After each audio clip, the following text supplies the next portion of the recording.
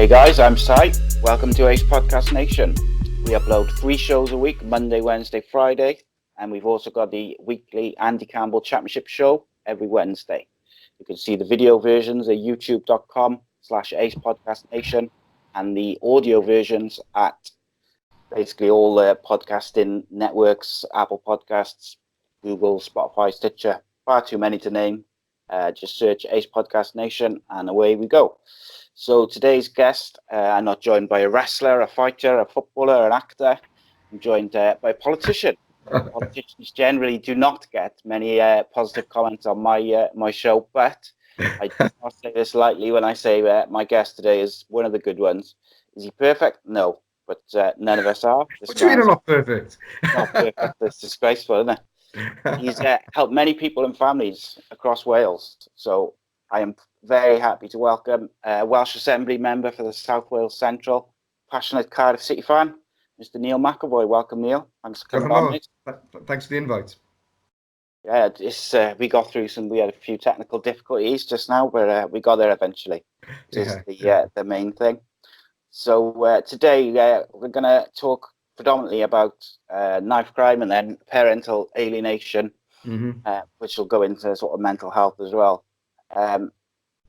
So you're a busy guy, so let's not waste any time and get straight into it. Well, if we start with sort of knife crime, so I was scrolling through Facebook actually the other day, as you do, and I came across a video of the visual which you were sort of a part of and filming, and you posted to your page. And it was a young boy. I think I can't remember how old he was. He can't have been much more than sort of 11 or 12, speaking to a group of people about the sort of impact of knife crime. And there's a father of 2 teenagers and one not far off. It is something which bothers me, and it's people I know. People automatically kind of think, oh, it's a London problem, but there's been a lot of knife crime within Cardiff and Barry. Over the last couple of weeks, there's been incidents. I just saw today there's someone else has been mugged or like slashed up in Ely for some money. It's an ongoing problem, mate, isn't it? It is. I think it's a bigger problem than people realise. Like you said, people assume that it's a problem in London only, and no, it's in Cardiff. People are being killed. Youngsters are being threatened with knives. Actually, not only youngsters. I heard a dreadful story about a mother being attacked with a knife pushing a pram. Unbelievable. It's so I'm involved with Put the Knives Down, which is it's a great initiative to encourage people to give their knives up. We need amnesties. We need investment in youth centres in Cardiff. The Labour Council closed basically almost every youth centre in the city, and we said that there would be huge problems afterwards. This was about 5 years ago, and now we're seeing the results. And people are sorry now and saying, we've got to invest in youth. Well, they should never have been cut anyway, but we need, we've got to do something about it. Also, I had somebody in earlier, Cala Wales, James Bourne, very interesting conversation with him regarding self-defense, regarding first aid, how to deal with serious knife attacks, and also rehabilitation after having been attacked. And there is also reality we need to confront, that knife crime is never going to go away. So therefore, self-defense has to be an option. Yeah, definitely, and I think it's self-defense in the right way, because I was been speaking about knife crime a couple of times with a couple of fighters which I've had on, and one of the points that Lee Remedios brought up was that if you bring in an automatic, like a higher sentence in for just carrying a knife, what you can potentially do is you can drive these sort of young kids who might carry a knife through fear. They can end up in like a young offenders institute or a prison, where they could have been, really good kids, but because they've had this fear of whether it's kids, they know other kids are carrying knives, or there's gangs or whatever it may be, and they can take a very wrong turn through fear, and they might have only been carrying that knife, out of self-defense. So it's trying to educate these kids to be able to defend themselves in the right way. and to make sure that they understand that they should, don't carry a knife, whatever, no matter how sort of scared. I know it's easy for me to say, but if you're a young kid and you're intimidated by groups of kids who are hanging around in your community, it's about education as much as it is awareness, I feel. Yeah, I think people need to realise, though, that often a knife isn't a form of self-defence. It's an escalation, and you can, if you're weaker. I think a politician recently said about women carrying knives, and it's because they're frightened of being raped and so on. But if you're physically weaker and you actually pull a knife on somebody, there's a pretty good chance that it's going to be used against you. So it's clear that sometimes it's not a good way to defend yourself. Obviously, if you are prepared to use it, then you're talking about murdering somebody, really.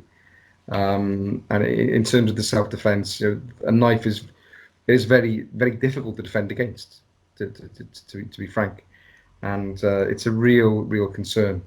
And what really made me think was speaking to the youngsters at the vigil, and how much of a concern it was for them, and clearly the parents as well. And we need a more of a discussion about this. And it was interesting that there were black people in the audience calling for stop and search in Cardiff, and saying that, look, we'll deal with any allegation of harassment after the event. We need to stop people carrying knives, and people need to be searched. It's something's got to be done, and I think there's no magic bullets. We need a serious discussion. It has to be a priority for the authorities. There's a good thing next year. There's an election for a police commissioner, and I would like to see it the priority of anybody standing for election to be the police commissioner of South Wales. The knife crime has got to be a priority, and funding ways out of knife crime, as I've just outlined, it's got to be top of the agenda.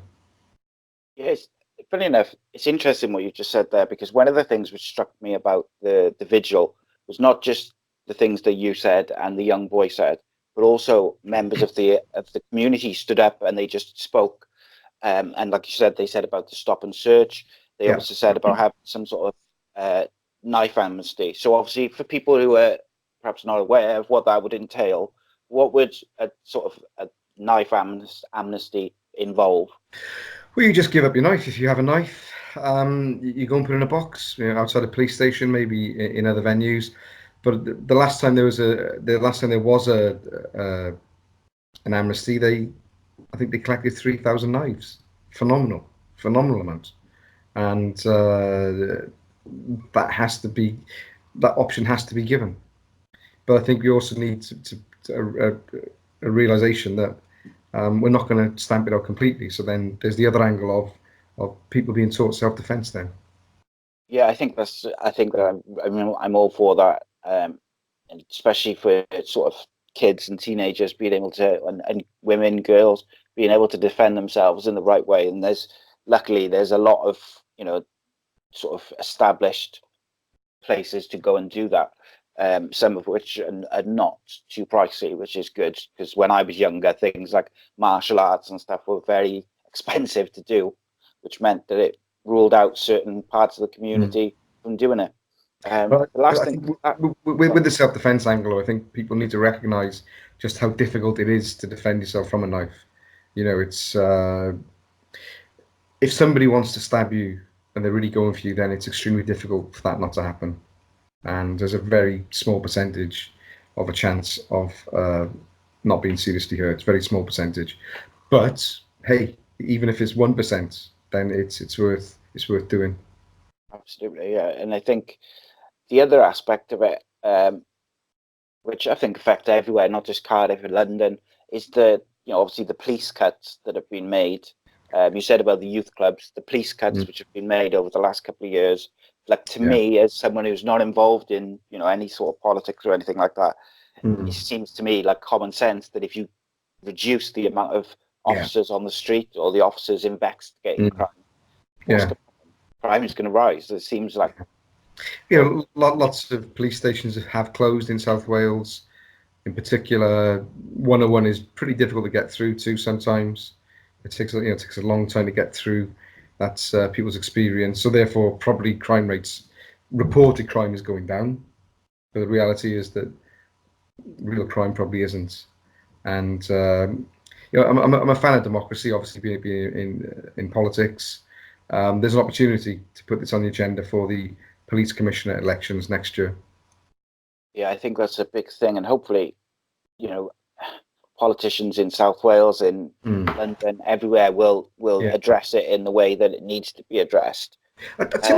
Sorry to cut you off there. What was interesting at the vigil for me as well was the number of angry young people and angry parents, but not your usual suspects, who they were criticising the BBC and they were criticising Radio 1 in particular, or the offspring of Radio 1, and the music that they're playing glorifying knife crime. Now, these weren't stuck-up, pompous conservative MPs or pompous politicians. These were genuine working-class people dealing with a problem at the sharp end, some of whom have lost loved ones. And it's pretty outrageous if... I'm not sure, because I don't really listen to Radio 1 and offshoots, but if they are playing that kind of music, which is glorifying knife crime, it's pretty outrageous, because you can guarantee it's being played by somebody who's probably close to being a millionaire, to be frank, if they're being employed by the BBC to broadcast.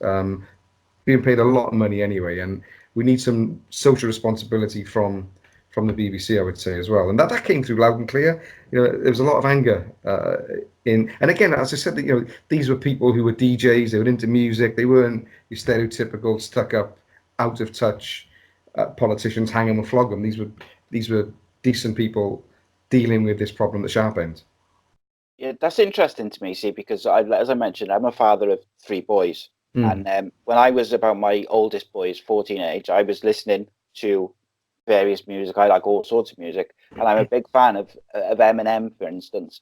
Now, I don't have a problem with my oldest boy listening to Eminem. I've told him this.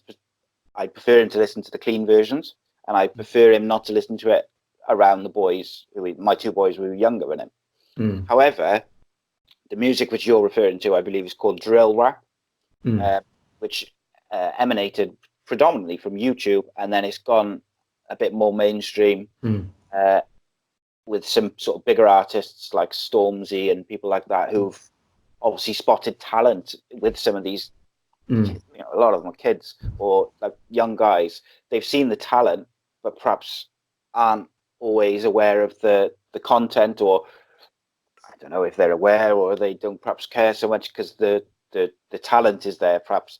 But they do play it on Radio 1 Extra a lot. Like Radio 1 Extra, that was the one, yeah. All night. Yeah. And like I say, I don't listen to it, but it's also something which I don't allow my kids to listen to. And I'm in no way, the type of parent who will stop my kids from listening to music because it's got swearing in or something, because I trust them to make the right decision, to use the appropriate language in the right situations. And if they don't, then I want to educate them. Look, everybody swears, but it's about doing it in a way which is acceptable. But that's just me. So I'm sure some people won't agree with that and wouldn't want their kids to listen to Eminem or something like that. But it's interesting that you brought that up, because I've recently had that discussion about drill rap, because a lot of the stuff which I came across on YouTube was literally about knife crime and killing people. And this is not like a Hollywood rapper type thing. If you think of like Eminem, these are kids from London or Birmingham or Manchester, wherever it may be, and the things that they're rapping about is generally stuff they've done, which has affected real families and real communities. So for that to then end up on a BBC Radio 1 Extra is nothing short of disgraceful.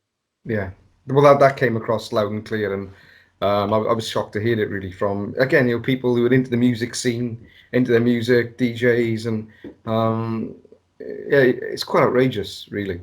It is.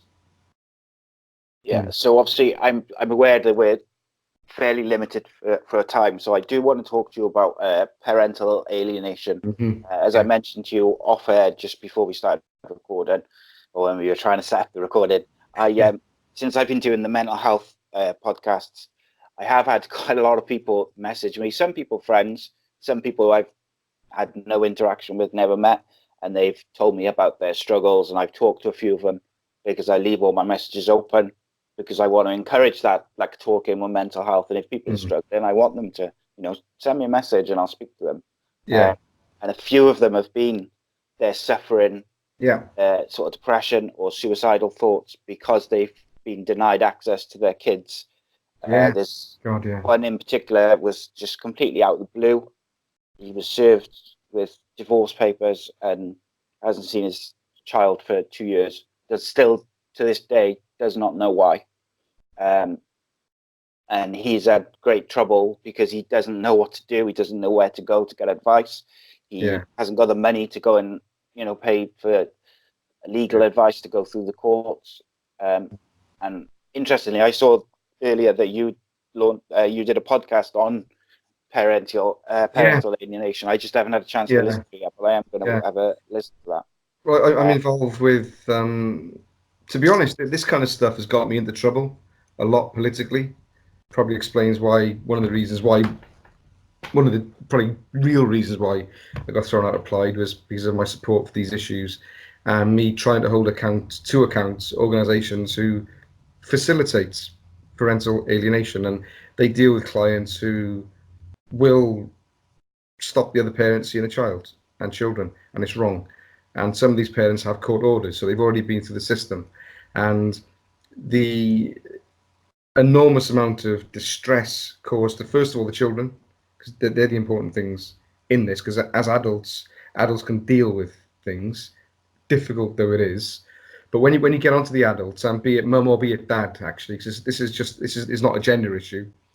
I have had many distressed mothers in this very office, sat at this table, pouring their hearts out, very distressed, dads as well, grandmothers, and going through what is effectively, in reality, a post-traumatic stress disorder.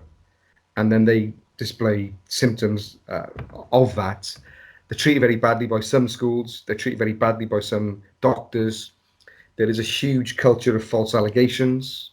And I'm really concerned about the smacking bill because some children, it's drummed into them day in, day out by one parent that they must say this to the authorities.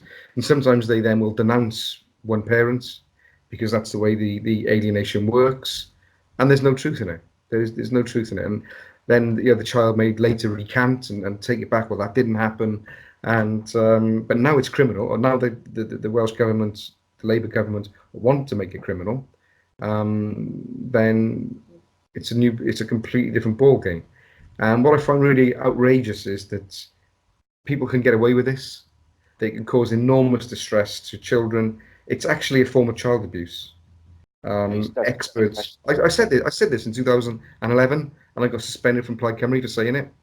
But the reality is now that there are experts in the field classifying parental alienation as a form of child abuse. And in terms of the police commissioner elections next year, it should also be classified clearly as a form of domestic abuse as well. It's a complete abuse of power. You coercively control a child as a majority time care parent, and nothing's done about it. The courts and the system rewards the alienator. They reward the abuser. And one of the reasons that I'm in politics is because I want to put an end to this scourge. It's a scourge. It's a plague. And I'm involved in a parental alienation task group with MPs in Westminster, a member of the legislature in the north of Ireland, and we're taking forward this agenda because things have to change. And there are enormous amounts of people who consider suicide, have suicidal thoughts, unsuccessfully try to kill themselves, and unfortunately end up successfully killing themselves. And there is a stigma, because then if people admit to suffering mental health issues as a result of separation from children that they dearly love, and the children dearly love them, then it can be exploited in court. And there's a whole system which discriminates against the parent obeying the law. It's outrageous. And I call it the family breakdown industry. They make millions. I mean, in the UK, this is worth billions of pounds. So if all these people are making so much money out of it, there's not much of an incentive to change it. No, and unfortunately, that is such a common kind of sentence, not just for this, but for a lot of things, is that because there's so much money made, there's no incentive to change it. Yeah. So give me a concrete example, which some people won't like hearing, because of these issues, I'm called a misogynist. Oh, he's a misogynist. Oh, he hates women. No, actually, I hate injustice. Probably the only thing I hate in my life is injustice. And when you have a parent who's been assessed by the authorities as being a good parent, and then the other parent, completely against the court order, decides that they're going to stop contact with dad or with mother, act unlawfully, there's no way that those parents who are acting unlawfully should be supported by charities who are publicly funded. It's another outrage. And people don't want to hear this, because there are charities out there who do support some women who are victims of domestic abuse.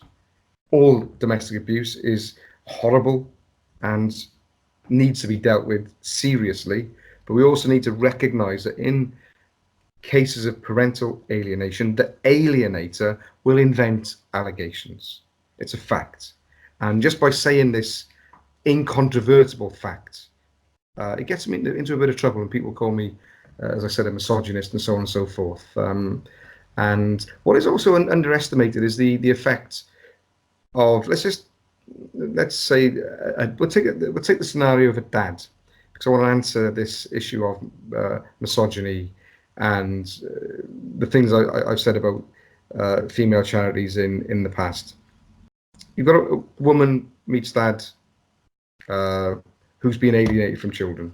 Okay, the enormous amount of distress that woman then has to go through in being in a relationship with an alienated parent is, it's something to behold.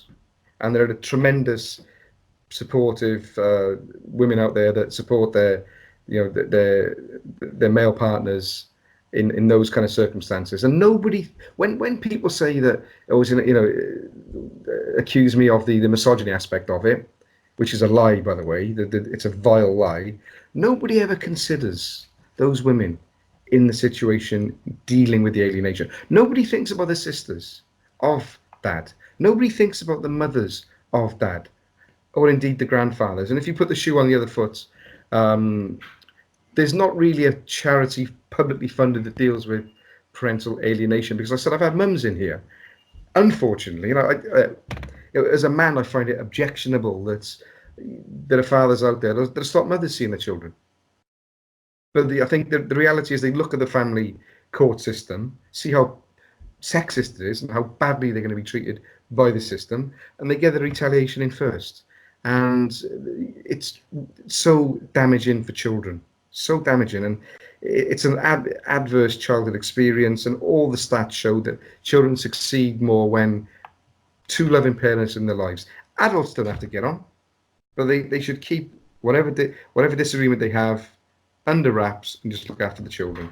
And as I said, now it really hurts me as a man, actually, that I have now a lot more women in here, a lot more mothers suffering alienation from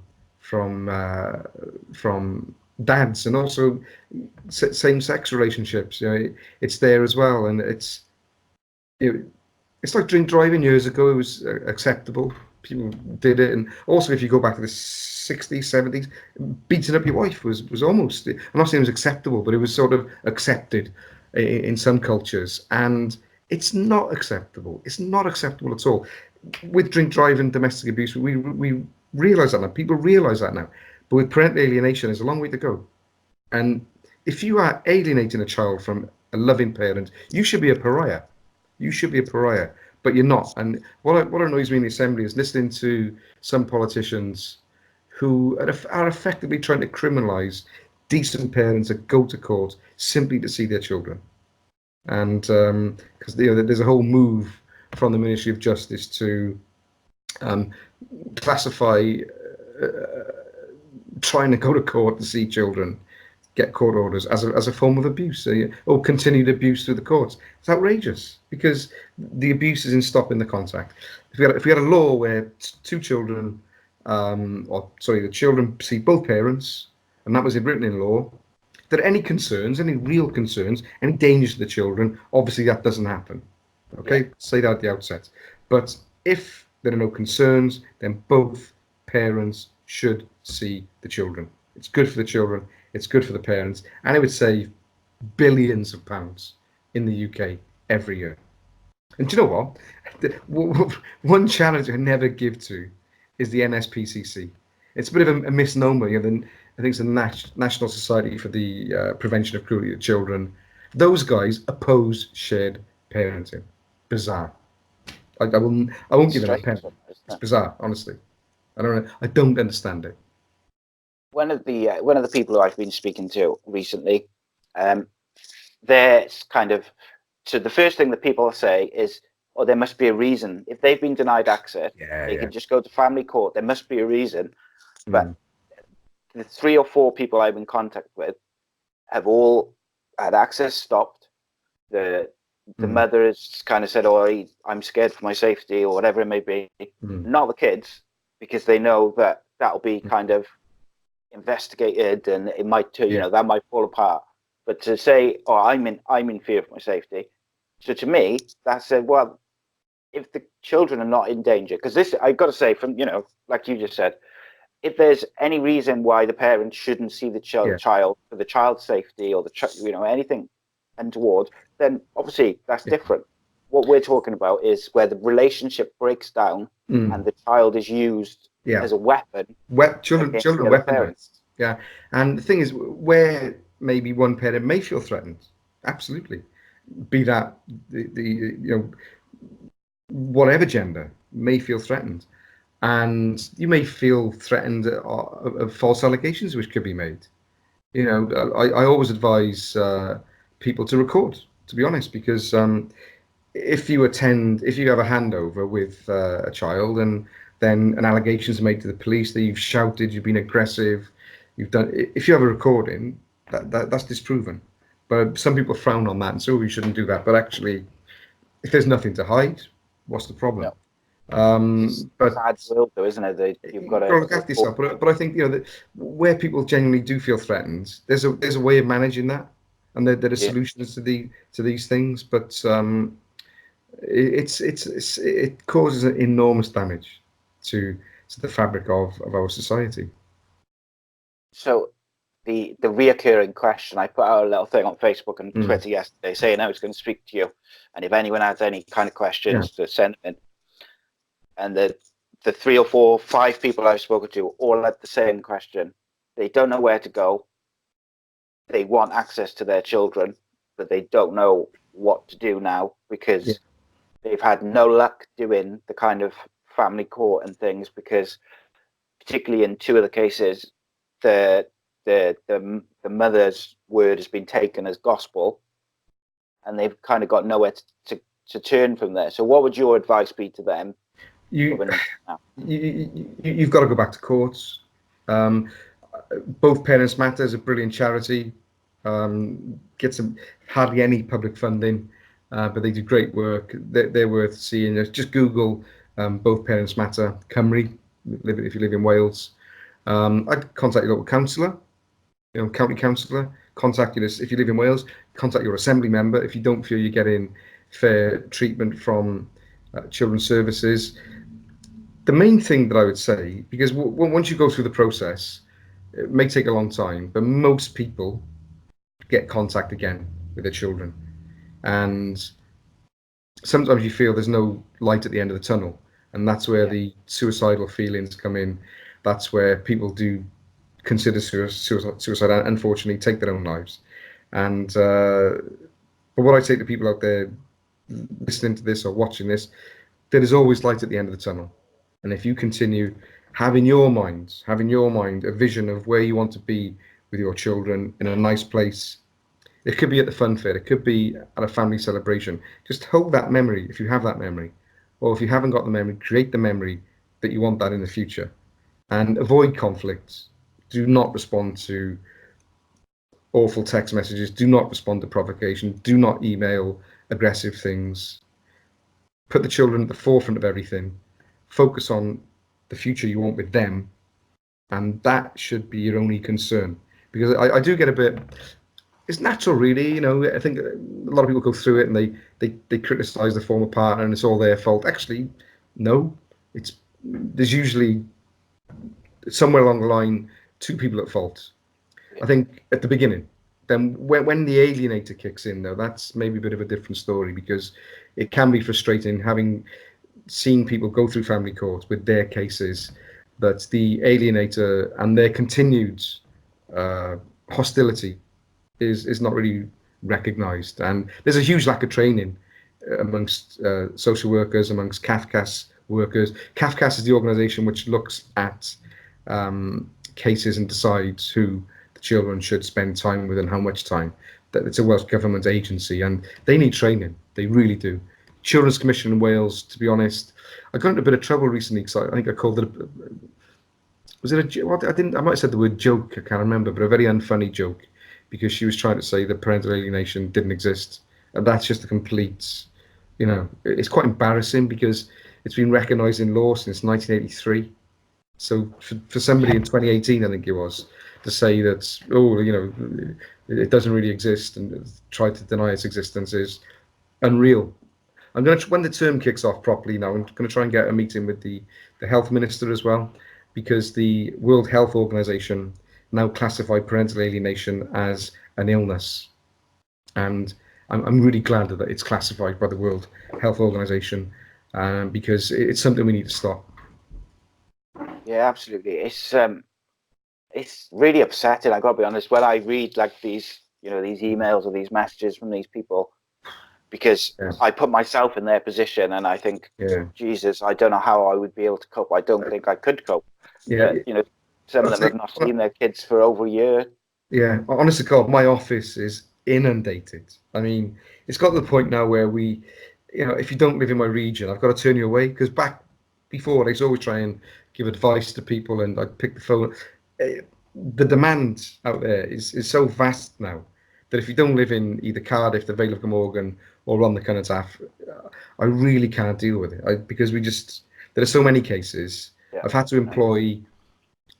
I employed somebody this year on a temporary basis dealing with these cases, to deal only with these cases.